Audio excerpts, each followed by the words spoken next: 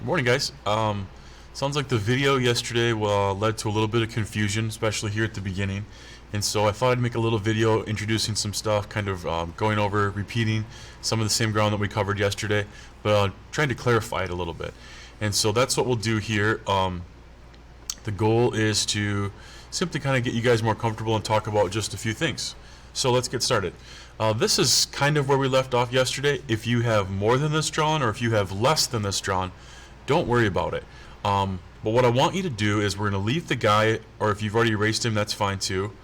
But otherwise, so you can see that I have my selector tool, okay? And I'm going to start on the left and I'm going to drag a box from left to right over everything, okay? And then I'm going to click the M key on my keyboard and it switches to this move tool, which you can see over there, of course. And what we're going to do then is I'm going to click on the farthest left thing I've drawn, okay? And then I'm going to move it way out of the way for now, okay? And then I'm going to click on the spacebar, and it takes me back to my select tool just by clicking on that spacebar, okay? And let's zoom into our guy again. And now we're going to do some drawing here. A couple of things. So you've already learned about the line tool, which looks like the pencil. And so I can either click here or I can just press the L on my keyboard, which I just did. And I want you guys to pay attention to a couple things here on this screen. We have a blue line going up, solid, and then a dotted blue line going down. Solid green going back, dotted going forward, and then a solid red going to the right, and a dotted red going to the left. And so let's just have me click right here. And so when I draw a line, it also snaps to those colors to tell you which way your line is going. Because right now it's sometimes hard to tell which way the line is, as you drag it around. And so those lines are very important. 98%, rough guess, 98% of the lines that we make in here are going to be either blue, green, or red. So if you're drawing and it's just black, that probably means that you're not drawing it straight one direction. So right there, I'm just guessing. That's it. Now I can make it the way I want it to be, okay? So here's what I want you guys to do. Let's talk about one thing before we do that. In case you missed the zooming stuff, on your mouse you have a left mouse button, a right mouse button, and then you have the scroll wheel in the middle, which is also a button. Wherever you hover, by zooming out, or scrolling down, you zoom out, scrolling up, you zoom in, and it's going to zoom in wherever your mouse is hovering. Okay, so that's just me scrolling up and scrolling down. And then when I push in on the mouse, let's go, so scrolling down, scrolling up, and right here now, I'm going to push in on the mouse, and you can see that symbol that pops up in the middle. That's the orbit tool. So just by pushing in on the scroll wheel and then moving my mouse, it allows me to orbit. So if I needed to draw something on the bottom, now I could orbit and do that. So scroll back, zooms out, scroll up, zooms in, and we're back going. Here's what we're going to draw together today just to make sure we're all on the same page. We'll do it a couple different ways for now. So you got your line tool. Click somewhere near this origin, okay, which is the center of all these lines. We don't want to click on it, but we'll click over here. And then let's go back 6 inches. So I clicked once to start my line, and then I'm going to hover it so that it stays green. And then I'm going to type 6 on my keyboard. You can see that in the bottom right. And I'm going to hit enter. Okay, so that made a 6-inch line now. And now I'm going to drag it out to on the red way out here. And I'm going to type 6, enter. And now I'm going to make it be green, drag it out this way, 6, and enter. And I'm going to go back this way. And what these tools are, so right now when it has this green dot, that's telling me I'm on the end of this line, I'm on an end point. And then it will snap into this next end point. So I could either just click there, or I could type 6 and enter again to make a 6 by 6 square. So I'll just click there, and now it's actually a solid, which is what we want. Then we're going to go over here to the push-pull tool. Okay, and if you want to do that, you can also hit the P on your keyboard. And now I'm dragging that rectangle, I'm extruding it, I'm pulling it up, and we're going to pull it up 8 feet. So I clicked it once to start pulling it. Now I'm going to type in 8, and with single apostrophe. That's the symbol for a foot. Okay, so if you want feet, you got to type in the actual unit. Otherwise, if you just leave the number as is, it's going to default to inches. So I'm pulling it up. I've got 8 feet. Now I just hit enter. Should be a little bit taller than your guy. And there we go. Alright, so now let's go back to the select tool, or you can just hit spacebar. And then I want you guys to do something else. This is a little bit new. Maybe this is a little bit advanced for you, but I want to kind of start you guys in a habit. We drew one thing. Now we're going to triple click it with the left mouse. So selecting it once does this, double click does the face and the surrounding lines, and a triple click selects everything that's touching it. Okay? Then we're going to right click it, and we're going to go down to make it a group. And now all those lines I drew are locked together into a group. Okay? Alright, so now let's go up here to the top. Whoops. And last time when we made a 6x6 square, that was all done by scrolling up and down, zooming in there. Last time we made a 6x6 square, we did it with the pencil tool. This time we're going to go down to the rectangle tool, or you can just click R on your keyboard. And I'm going to click this corner to start it. So clicked once, and I'm dragging it down. And you see it wants to lock into this group. Okay? And so we're going to lock in just anywhere on there, all the way across it, making a square. Okay? And you can see down here in the bottom, it already said that it's about 9.8 by 6. So I only need to change the first number. The 6 is already set. So all I need to do then is click 6 and enter, and it changed this to a 6x6 square. Alright, now we're going to go back to push-pull, so I'm going to click the P on the keyboard. And let's go over 3 feet. So then I'm going to type 3 and apostrophe and enter. Go back to the select tool, which is the space bar. Triple click, and then I'm going to right click and make this a group. So I've made another thing a group here. We're going to do the same thing down here. We're going to make another rectangle, so I'm going to click R on my keyboard. Same thing, I bring it over to this edge so that this purple dot is on the edge, and I'm going to click. And I just need to change the first dimension again, so I just type in 6 and enter, and it changes that first dimension to make it 6x6.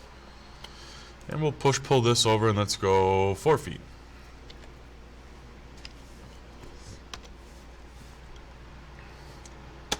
Spacebar takes me to my select tool, triple click, and then I'm going to right click and make this a group.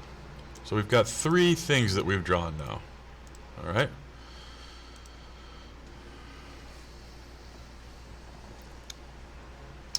Let's draw another rectangle on the top here. I'm kind of making this up as I go a little bit if you can't tell. Hover over here, and so I'm doing that same thing again. And again, this time I just have to change the first measurement to get it to a 6x6 rectangle. So I hit 6, enter, push pull, and we're going to go up 4 feet again. 4 apostrophe there. Go back to the select tool, spacebar, triple click, right click, make a group. And now we got to be a little bit tricky how we do this one now. So we're going to go to our rectangle tool again, or R on the keyboard. We want to start it back here. We want it to go up. So it won't go up for me. It only wants to go a certain way. So we're going to click the up arrow on our keyboard. Okay, and that locked me into this. That's not where I want to be, so I'm going to click the right arrow now, and that is where I want to be, because I want my square to go up. So we want to hit the right arrow, and it locks it into this, and then let go of your mouse. You know, I still haven't clicked the second time, so it's still free, and I'm going to type 6, comma, 6. Enter. Okay, and if you haven't gotten in that habit, whenever you're making a square or a line, whatever we do in SketchUp, we always want to click once, and then don't click a second time, but actually type in a number to be accurate with our dimensions. But that's what we've been doing already. So we got this square. Now we're going to go back to push-pull, which is the P key. And we're going to drag it all the way over, and we're going to use this surface as a reference. So I don't have to type in a number this time. I want it to be exactly this. So everywhere that purple dot is on that line, the square dot, click. That ends this. We're going to hit the select tool or the space bar, triple click, right click, make a group. Got kind of a number 6 going here.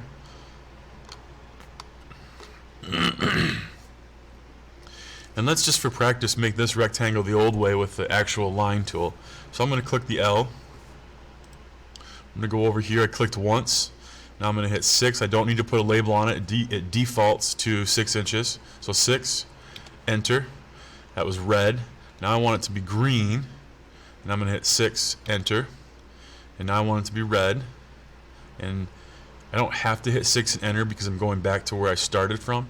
So you can either hit 6 and enter, or you can click right here, which I just clicked a second time. And then I want to go over here, back to our origin, which should be another 6 inches.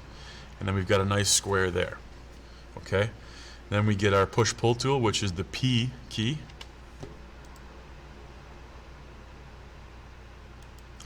And I dragged it down to this top surface.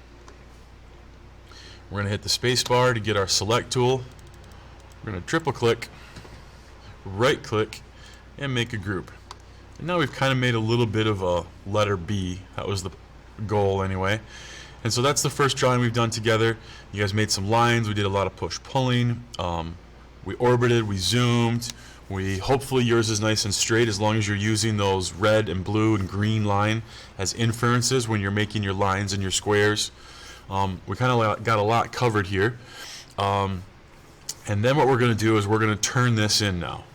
So you should already have it saved. Okay, so you've got titled.